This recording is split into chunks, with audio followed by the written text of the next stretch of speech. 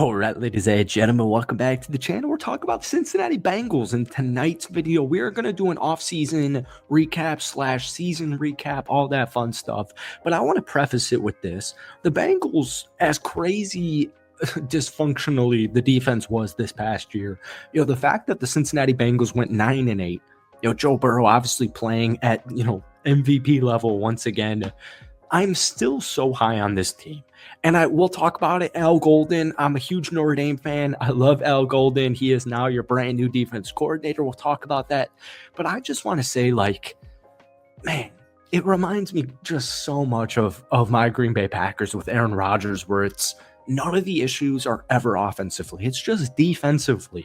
And I do think Al Golden is going to be able to take that leap. And it'll all make sense very soon. But folks, the Bengals won the same number of games with a fully healthy Joe Burrow as last year, or the year before this last year, when he missed 7 total football games. He led the league in passing yards per game at 289.3 yards and passing touchdowns at 43. And what's even more of a miraculous statistic is he threw 43 touchdowns. He threw for 4,918 total yards. He threw 9 interceptions. That's it. He only threw 9 interceptions.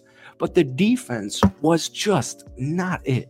And I don't need to explain it to any Bengals fan, but just to put things in perspective here, the Bengals went 4-4 in contests where they scored 30 or more points.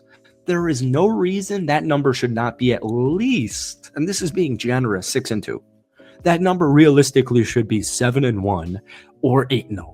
But, 6-2, 7-1.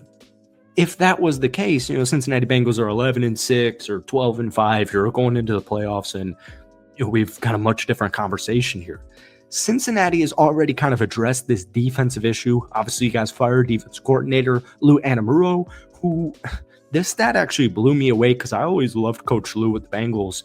The Bengals defenses have ranked 16th or worse in scoring and total yards for 5 of the last 6 years. Unbelievable statistic. But folks, welcome back to the channel. We're talking about the Cincinnati Bengals in today's video. We are live here in Mexico, so I'm going to make this very quick. I got dinner in about 47 minutes, and it's a long walk. So hit that like button, hit that sub button for daily NFL content. If you guys want more Bengals videos, you've come to the right place. We're definitely posting a ton of Cincinnati content this offseason.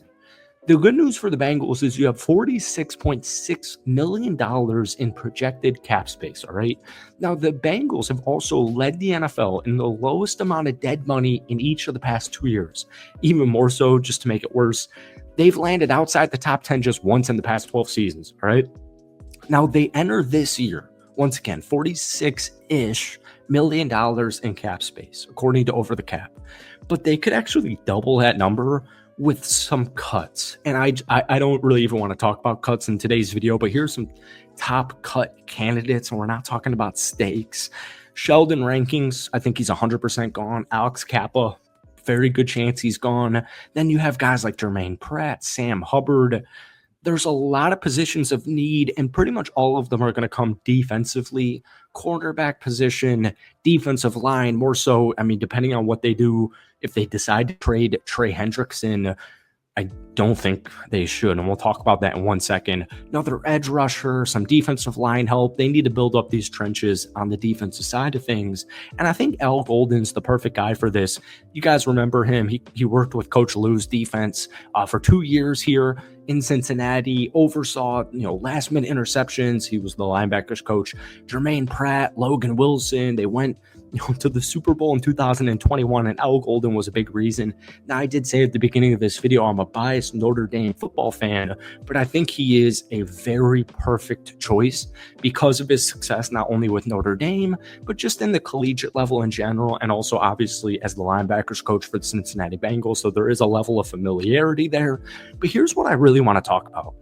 T. Higgins, all right? Pay the guy. Pay the guy. Joe Burrow wants you to pay him too. The big question mark with a guy like T. Higgins, and we'll get to the injuries in just 1 second here, and the money in 1 second. People say, all right, well, they got to pay Joe Burrow, Jamar Chase, etc., etc., etc. They franchise tagged him last year. It was $21.8 million, and it's going to be $26.2 million this upcoming season. So they're not going to franchise tag. We've already heard, once again, Joe Burrow wants him to be paid. Now, here's the thing. People think of, okay, let's say I pay T. Higgins, and let's say it only works out for 2 years. I think a guy like T. Higgins, with Joe Burrow specifically, like, context always matters. Don't listen to people who say context doesn't matter. It always matters. You have this team made the Super Bowl 4 years ago, right?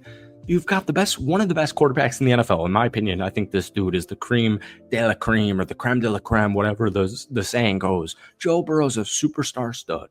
All right. He's got Jamar Chase. Yeah, good point.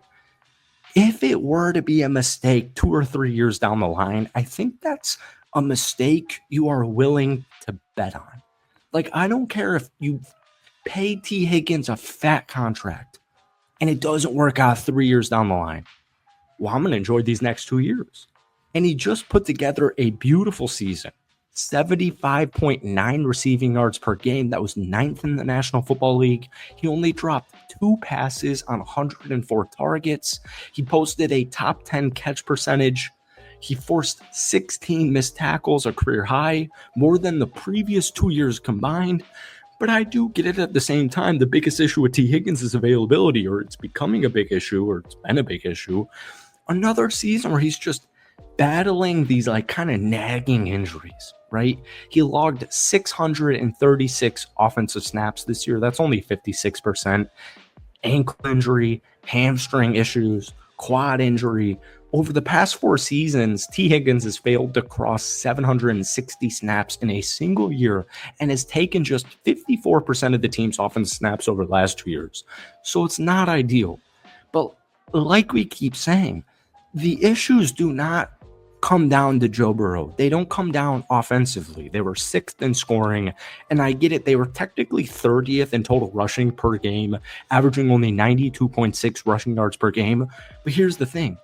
When you score 30 plus points 8 times and you go 4-4, like, if you're a Bengals fan, you know what I'm talking about. It's shootout after shootout after shootout after shootout. Like, you're playing from behind, you're trying to come back. The run game gets kind of in the afterthought. Chase Brown, 2nd year, phenomenal campaign.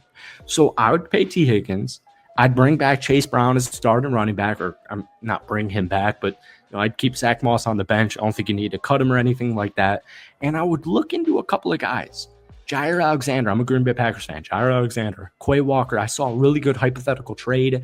It was this year's 2025 4th-round pick, number 118th overall, for Quay Walker. And I think moves like that with all this cap space will be prioritized, hopefully, from the Cincinnati Bengals franchise. Folks, that is all I have for today. We're going to post plenty more Bengals content as the season progresses. You guys also have the 17th overall pick. We'll deal with all this as it comes, but hit that like button, hit that sub button for daily NFL content, and let me know your thoughts on the current state of the Cincinnati Bengals down below. Peace.